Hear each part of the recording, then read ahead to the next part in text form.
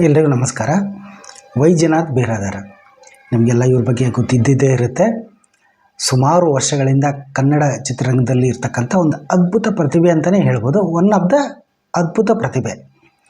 So ಇವರು ಮಾಡೋರು ಪಾತ್ರಗಳೆಲ್ಲ but ಅವ್ರಿಗೆ ಭಿಕ್ಷುಕ ಪಾತ್ರಗಳು ಅಥವಾ ಪೊಲೀಸ್ ಪಾತ್ರಗಳೇ ಹೆಚ್ಚಾಗಿ ಬಂದವು.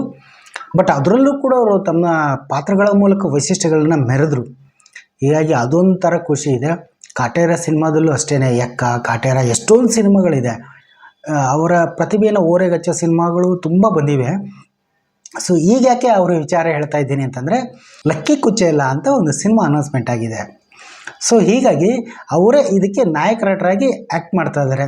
ಯೋಗರಾಜ್ ಭಟ್ರು ಮತ್ತು ಜಗ್ಗೇಶ್ ಅವರು ಕೂಡ ಈ ಚಿತ್ರದ ಫಸ್ಟ್ ಲುಕ್ ಪೋಸ್ಟರ್ನ ಬಿಡುಗಡೆ ಮಾಡಿ ಚಿತ್ರತಂಡಕ್ಕೆ ಶುಭ ಹಾರೈಸಿದ್ದಾರೆ. ವಿಶೇಷ ಅಂದರೆ ಇದು ಅವ್ರು ಆ್ಯಕ್ಟ್ ಮಾಡ್ತಾ ಇರೋ 600ನೇ ಸಿನಿಮಾ.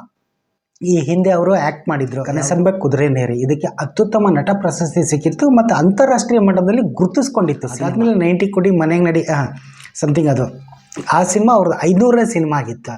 ಈಗ ಅವರು ಆ್ಯಕ್ಟ್ ಅಂದರೆ ಸಣ್ಣ ಪುಟ್ಟ ಪಾತ್ರಗಳನ್ನು ಮಾಡಿದ್ರು. ಕೊನೆಗೆ ಈಗ ಮತ್ತೆ ಹೀರೋ ಆಗಿ ಅಂದರೆ ಪ್ರಮುಖವಾದ ಪಾತ್ರ. ಒಂದು 2-3 ತಿಂಗಳ ಹಿಂದೆ ಹೌದೋ ಹುಲಿಯ ಅಂತಲೂ ಕೂಡ ಒಂದು ಸಿನಿಮಾ ರಿಲೀಸ್ ಆಗಿತ್ತು. ಅದರಲ್ಲೂ ಒಂದು ಪ್ರಮುಖ ಅಂದರೆ ಹೀರೋ ಅಂತ ಹೇಳ್ಕೊಳ್ಳಲ್ಲ, ಅವರು ಪ್ರಮುಖವಾದ ಪಾತ್ರ ಅಂತ ಹೇಳ್ಕೊತಾರೆ. ಹೀಗಾಗಿ ಅವ್ರದ್ದು 600ನೇ ಸಿನಿಮಾ ಅನ್ನೋದೇ ಒಂದು ವಿಶೇಷ. ಒಂದು ಪೋಷಕ ಪಾತ್ರ ಇರಲಿ, ತಂದೆ ಪದ ಅಂಥದ್ದೇ ಪಾತ್ರ ಇರಲಿ, ಲೀಲಾ ಜಾಲವಾಗಿ ಆ್ಯಕ್ಟ್ ಮಾಡ್ತಾರೆ. ಅವರ ಸಂದರ್ಶನಗಳನ್ನ ನೋಡಿದ್ದೀನಿ, ಎಷ್ಟು ಖುಷಿ ಆಗುತ್ತೆ. ಅವರು ಬೀದರ್ ಜಿಲ್ಲೆಯವರು. ಸೊ ಅಲ್ಲಿಂದ ರಂಗಭೂಮಿ ಹಿನ್ನೆಲೆ ಮತ್ತು ಅಲ್ಲಿಂದ ಸಿನಿಮಾಗಳೆಲ್ಲ ಅಂದರೆ ಅವ್ರದ್ದು ಬರ ಶೂಟಿಂಗ್, ಅನಂತ್ನಾಗ್ ಅವ್ರು ಆ್ಯಕ್ಟ್ ಮಾಡಿರೋ ಬರ ಸಿನಿಮಾ ಅವರ ಊರಲ್ಲಿ ನಡೀತಾ ಇದ್ದಿದ್ದರಿಂದ, ಅಂದರೆ ಅವರ ಅಕ್ಕಪಕ್ಕ ಆಜುಬಾಜು ಅದು ಆಲ್ರೆಡಿ ಕತೆ ಗೊತ್ತಿರುತ್ತೆ ನಿಮಗೆ. ಮೊಸರು ಕೊಡ್ತಾಯಿದ್ರು, ಕೊನೆಗೆ ಅದೊಂದು ಸೀನ್ಯದಲ್ಲಿ ರೈತರೆಲ್ಲ ಗುಳೆ ಹೊರಟಾಗ ಒಂದು ಚಿಕ್ಕ ರೋಲಲ್ಲಿ ಕಾಣಿಸ್ಕೊಂಡ್ರು. ಆನಂತರ ಕಾಶಿನ ಅಂದರೆ ಮತ್ತೆ ಸಿನಿಮಾ ರಂಗ ಅಂದರೆ ರಾಜ್ಕುಮಾರ್ ಅವ್ರನ್ನ ನೋಡಿಕೊಂಡೆ ರಂಗಭೂಮಿ, ಮತ್ತು ಅವರು ಒಂದು ಇನ್ಸ್ಪಿರೇಷನ್ ತೊಗೊಂಡು ರಂಗಭೂಮಿ ಮತ್ತು ಚಿತ್ರರಂಗಕ್ಕೆ ಬರಬೇಕು ಅಂದ್ಕೊಂಡು ಬೆಂಗಳೂರಿಗೆ ಬಂದಿದ್ದು, ಅವ್ರನ್ನ ಮೀಟ್ ಮಾಡೋಕ್ಕೆ ಹೋಗಿದ್ದು.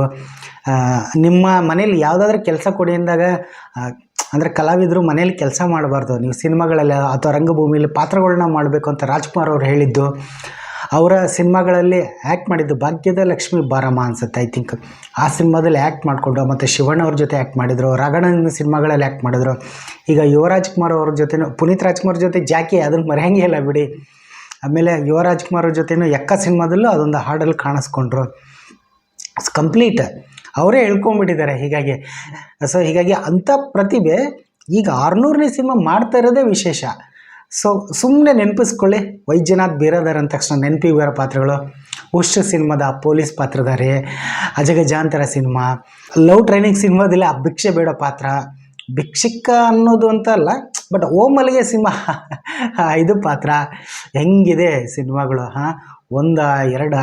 ಜಗ್ಗೇಶ್ ಅವ್ರ ಜೊತೆ ಅಂದ್ರೆ ಕಾಮಿಡಿ, ಶಿವಣ್ಣ ಅಂತ ಒಂದು ಸಿನಿಮಾ. ಎಷ್ಟು ಲಿಸ್ಟ್ಗಳೇ ಬರೀ 600 ಸಿನಿಮಾಗಳು. ಹಂಗೆ ಹೇಳ್ತಾ ಹೋದರೆ ತುಂಬ ಸಿನಿಮಾಗಳಿದ್ದಾವೆ. ಹುಲಿಯ ಮಠ, ಸೂಪರ್ ಉಪೇಂದ್ರ, ತವರಿಗೆ ಬಾ ತಂಗಿ, ಸ್ವಸ್ತಿಕ್ಕು, ಅಣ್ಣ ತಂಗಿ, ಮಠ, ಸುಂಟರ ಗಾಳಿ, ಹೀಗೆ ಅನೇಕ ಚಿತ್ರಗಳಿದ್ದಾವೆ ಬಿಡಿ. ಒಂದೋ ಎರಡೋ ಹೇಳೋದಲ್ಲ. ಅಂದರೆ ಅವ್ರು ಹೇಳ್ಕೊಂಡಿದ್ರು, ಅಂದರೆ ಒಂದಿಷ್ಟು ಪಾತ್ರಗಳು ಬಂದವು. ಬಟ್ ಇವಾಗಲೂ ನಾನು ಬಾಡಿಗೆ ಮನೇಲಿದ್ದರೂ ಹ್ಯಾಪಿಯಾಗಿದ್ದೀನಿ ಅಂತ ಕೂಡ ಹೇಳಿದ್ರು. ಈಗ ಅವ್ರಿಗೆ 70-70+, ಬಟ್ ಇನ್ನೂ ಇದ್ದಾರೆ. ಅದು ಎಷ್ಟು ತುಂಬ ಚೆನ್ನಾಗಿ ಕಾಣಿಸ್ತಾರೆ, ನೈಜವಾಗಿ ಆ್ಯಕ್ಟ್ ಮಾಡ್ತಾರೆ. ಅದು ತುಂಬ ಇಷ್ಟ ಆಗಿದ್ದು. ಸೊ ವಿಶೇಷವಾಗಿ ಅವರ 600ನೇ ಸಿನಿಮಾ.